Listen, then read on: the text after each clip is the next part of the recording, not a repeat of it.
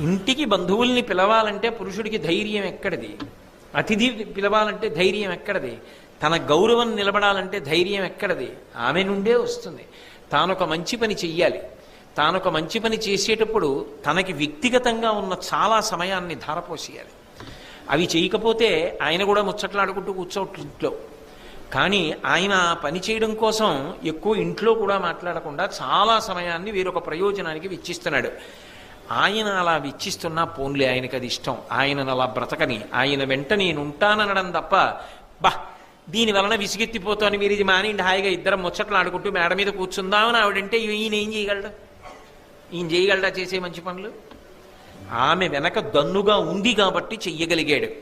అంటే నిజానికి ఏ ఇంట ఏ పురుషుడు ఏ గొప్ప పని చెయ్యగలిగినా వెనక ఆమె ఉండబట్టే. కాబట్టి ఆమె అలా నిలబడగలిగినదై